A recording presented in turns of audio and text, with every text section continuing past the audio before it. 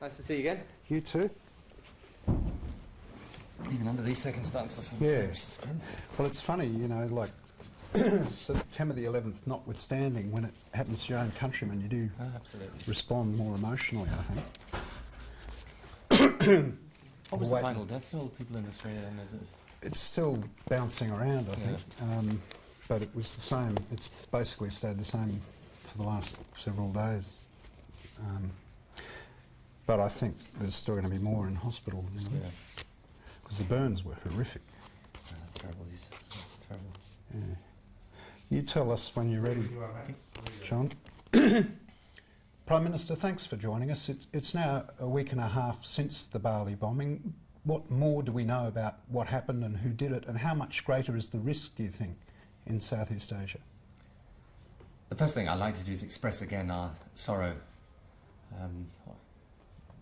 in respect of the British people and their feelings towards Australia at the moment. We have such a strong relationship with Australia, and there are so many people who have relatives and friends in Australia who are really feeling for Australia at the moment. We know what a difficult time it is for you to have gone through this. And the truth is, I mean, we're no nearer making sure that we get the specific people who are responsible for this, other than what has happened in the past few days.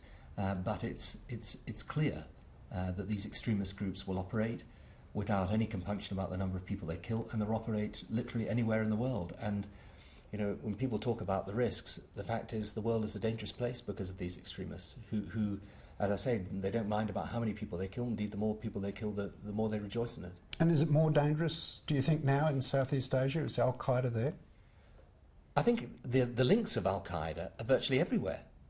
And that's why it's so important, both that we work with countries in order to bear down on this extremism and try and root it out wherever we can, but also that we work with people in the Islamic and Muslim world who know perfectly well that these people don't represent the true and moderate voice of Islam.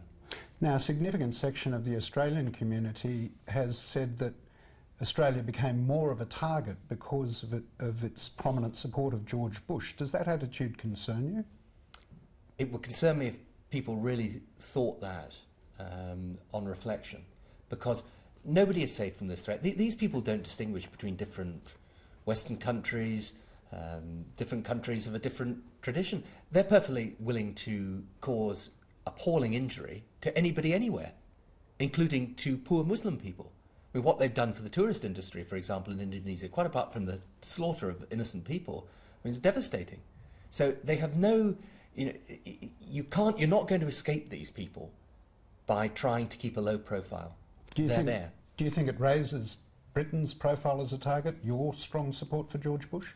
Well, I think that they will target anyone anywhere. People forget that before the September the 11th attack in America, they tried attacks in France and Germany. Some of the attacks that they've mounted have been in different countries around the world, some of whom haven't had a particularly high profile. Now, in my view, I think it's common to our tradition, the Australian tradition, the British tradition, that where there is a threat, we go out there and we face it. And it is difficult. Of course it's difficult, because we are taking a high profile on these issues, but I've no doubt at all we're right to. And there's no escape from us, for us, if we don't. And you know, what happened in the 11th September, what happened in Bali, what's been happening in these different terrorist incidents around the world, is that, as I say, that they don't care what nationality you are, they don't care what religion you are, they don't care what race you are. They want to do the maximum amount of damage. And part of the reason for this is what's so important. You see, we're familiar with terrorism in Britain over a long period of time. So, you know, we've had a chance to study it. And I can't say this strongly enough. The purpose of terrorism is not just the act of destruction itself. The purpose of terrorism is, as its name implies, to cause terror, to produce chaos, to produce division, to stop people coming together, but actually dividing them up into different groups, different religions, different sects, different races and creeds, and to cause economic chaos that then has a huge effect on people's living standards and their perception of their own economic prosperity and interests. So it's not just about the act of terrorism itself, and that's why the only way of dealing with it is for people to come together, to unite, to be absolutely clear that just as there's no hiding place for us from their extremism, there's going to be no hiding place for them from our action in order to root them out. And you rate this war, as you call it, as important as any you've fought, as important as World War II? Well, I think it is as important as any battle that we've been through in my country's history, in the sense that it's not going to end with September the 11th or with Bali. These groups are out there. They're well financed. They feed off an extreme and perverted view of Islam, and they need to be confronted at every single level. In effect, you expect more attacks? Well, I don't think there's any doubt at all. They will try and cause as much damage as they possibly can. And one of the problems for policymakers and governments is this, that do you go out and alarm people, if you like, by talking about the threat and the risk and so on, so that you're actually making people economically wary of travelling, wary of going around the world, which is necessary for the world to work? Do you do that with all the consequences that brings, or do you try and deal with it in a different way and then get accusations that we're not being open enough with people about the threats and risks that there are? It's a very, very difficult issue. And I know you face this in Australia, we face it here in Britain, and the same in the US. Mr. Blair, in the United Nations Security Council, are you now more optimistic about getting a satisfactory resolution, new resolution on Iraq, now that George Bush has said that regime change doesn't necessarily mean deposing Saddam Hussein? I hope we can get a UN resolution. I mean, I believe that it's possible to do that, and we need one, because the previous weapons inspection regime didn't work.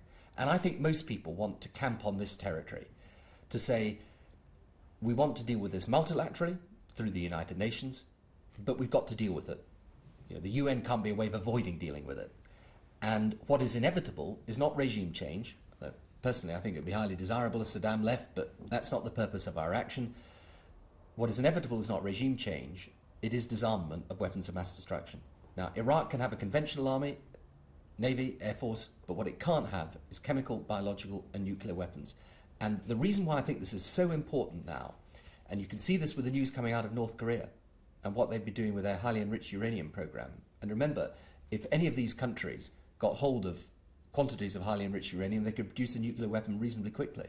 We have to deal with this issue now. It's, if you like, come together around the issue of Iraq and the UN resolutions of weapons of mass destruction. It's important that we deal with it, but I'm hopeful that we can deal with it through the UN. And as Jack Straw said, you reserve your right to take military action without a new UN resolution?